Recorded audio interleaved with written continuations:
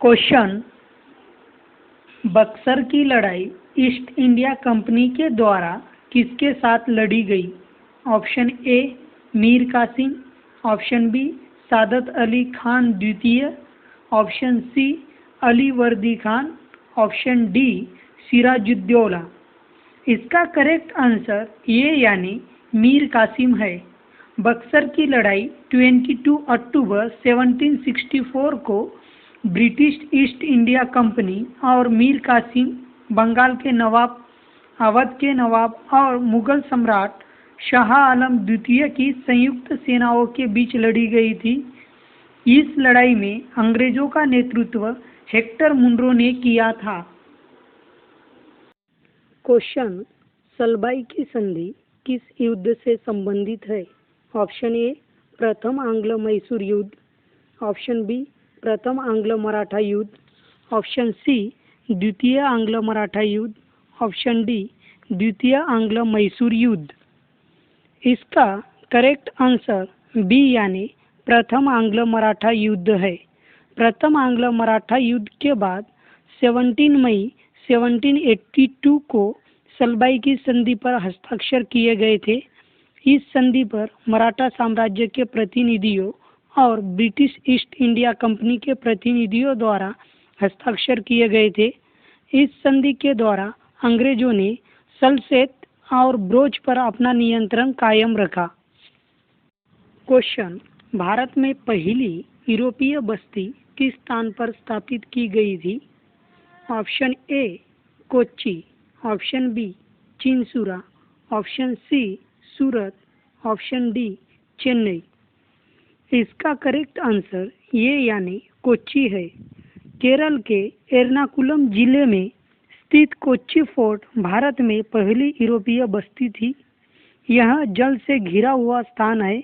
यह कोच्चि के दक्षिण पश्चिम में स्थित है। क्वेश्चन, निम्नलिखित में से किस राज्य ने अंग्रेजों को मुक्त व्यापार के लिए सुनहरा फरमान जारी किया था? Option A Hyderabad, option B Bijapur, option C Golconda, option D Ahmednagar. इसका करेक्ट आंसर सी यानी गोलकुंडा है। 1632 में अंग्रेजों को गोलकुंडा के साथ मुक्त व्यापार करने का सुनहरा फरमान प्राप्त हुआ था। इसके लिए शुल्क 500 पैगोडा प्रतिवर्ष था। क्वेश्चन, समुद्री व्यापार के संदर्भ में कारताज व्यवस्था का उपयोग किसके द्वारा किया जाता था? Option A Dutch, option B फ्रांसीसी, ऑप्शन सी अंग्रेज, ऑप्शन डी पुर्तगाली। इसका करेक्ट आंसर डी यानी पुर्तगाली है। कारताज व्यवस्था का संबंध पुर्तगालियों द्वारा समुद्री व्यापार के लिए जारी किए गए व्यापार लाइसेंस से है। 20वीं शताब्दी में अंग्रेजों ने भी नेवी सर्च नामक व्यवस्था शुरू की थी। क्वेश्चन, मुस्लिमों के लिए अलग मतदाता दल के लिए किस कांग्रेस अधिवेशन को जाना जाता है? ऑप्शन ए कराची अधिवेशन 1913, ऑप्शन बी मुंबई अधिवेशन 1915, ऑप्शन सी लखनऊ अधिवेशन 1916, ऑप्शन डी कोलकाता अधिवेशन 1917। इसका करेक्ट आंसर सी यानी लखनऊ अधिवेशन 1916 है। इस अधिवेशन के अध्यक्ष अंबिका प्रसाद मजूमदार थे। क्वेश्चन, स्वतंत्रता आंदोलन के दौरान रविंद्रनाथ टैगोर ने नाइटहुड की उपाधि किस घटना के विरोध में वापस कर दी थी? ऑप्शन ए बंगाल विभाजन, ऑप्शन बी जलियांवाला बाग हत्याकांड, ऑप्शन सी भगत सिंह, राजगुरु और सुखदेव को मृत्युदंड, ऑप्शन डी उपरोक्त में से कोई नहीं। इसका करेक्ट आंसर बी यानी जलियांवाला बाग हत्याकांड है। यानी रविंद्रनाथ टैगोर ने नाइटहुड की उपाधि जलियांवाला बाग हत्याकांड के विरोध में वापस कर दी थी। रविंद्रनाथ टैगोर को 1915 में ब्रिटिश सरकार ने नाइटहुड की उपाधि से सम्मानित किया था। 13 अप्रैल 1919 को जलियांवाला बाग हत्याकांड से आहत होकर उन्होंने नाइटहुड की उपाधि वापस कर दी थी। क्वेश्चन, गुलामगिरी नामक पुस्तक किसने लिखी थी? Option A Ishwar Chandra Vidyasagar, option B Acharya Vinoba Bhave, option C Jyotiba Phule, option D Dadu Dayal. इसका करेक्ट आंसर सी यानी ज्योतिबा फुले है। ज्योतिबा फुले ने 1873 में गुलामगिरी नामक पुस्तक लिखी थी। यह पुस्तक अमेरिका की दास प्रथा पर आधारित थी। क्वेश्चन, रविंद्रनाथ टैगोर को नाइटहुड की उपाधि किस वर्ष दी गई? Option A 1910, option B 1915, option C 1920, option D 1925। इसका करेक्ट आंसर बी यानी 1915 है। रविंद्रनाथ टैगोर को ब्रिटिश सरकार ने 1915 में ईस्वी में नाइटहुड की उपाधि से सम्मानित किया था। 13 अप्रैल 1919 को जलियांवाला बाग हत्याकांड की घटना से दुखी होकर उन्होंने नाइटहुड की उपाधि वापस कर दी थी। निम्नलिखित में से किस आंदोलन की शुरुआत नमक कानून को तोड़ने से हुई थी? ऑप्शन ए असहयोग आंदोलन, ऑप्शन बी सविनय अवज्ञा आंदोलन, ऑप्शन सी भारत छोड़ो आंदोलन, ऑप्शन डी होम रूल आंदोलन। इसका करेक्ट आंसर बी यानी सविनय अवज्ञा आंदोलन है। महात्मा गांधी ने 12 मार्च 1930 को साबरमती से यात्रा शुरू की। यह यात्रा 6 अप्रैल 1930 को दांडी नामक स्थान पर हुई। गांधी जी ने दांडी में नमक बनाकर ब्रिटिश सरकार के नमक कानून को तोड़ा। क्वेश्चन, भारतीय टंकन पर कागजी मुद्रा अधिनियम किस वायसराय ने पारित किया था? Option A Lord Minto, option B Lord Hardinge, option C Lord Curzon, option D Lord Dufferin.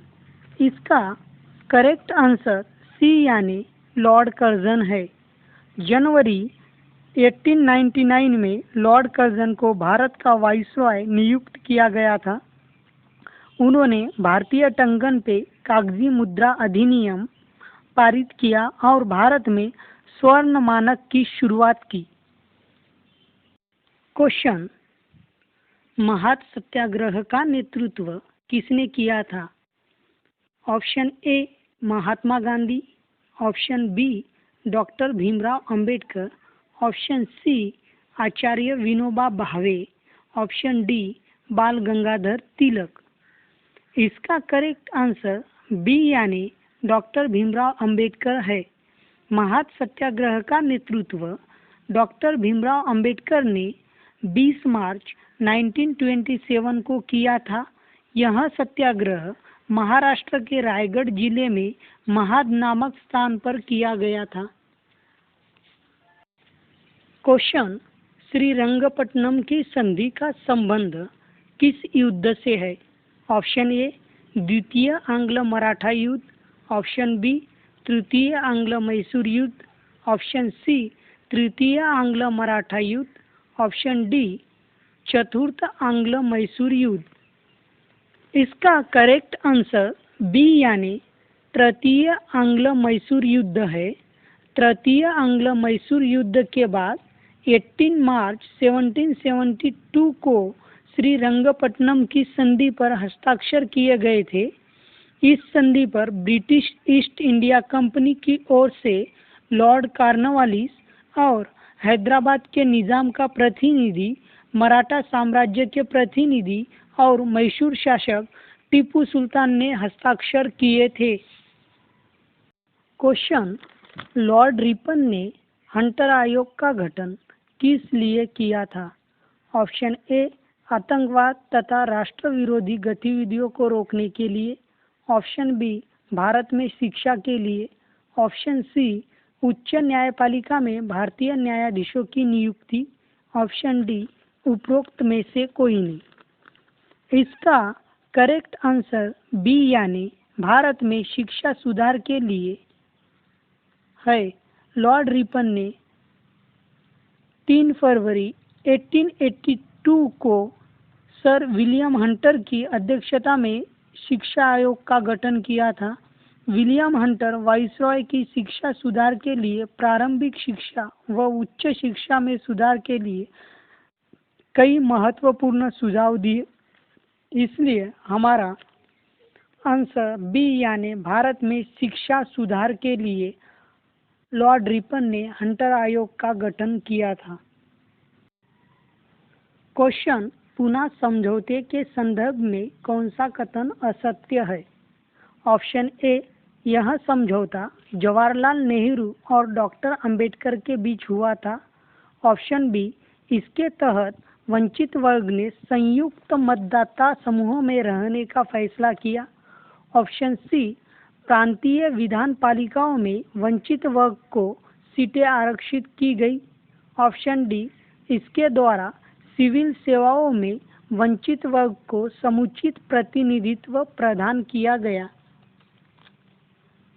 इसका करेक्ट आंसर ए है, यानी पूना समझौता जवाहरलाल नेहरू और अंबेडकर के बीच हुआ। यह कथन गलत है क्योंकि पूना समझौता महात्मा गांधी और डॉक्टर भीमराव अंबेडकर के बीच हुआ था। इसलिए हमारा आंसर ए है।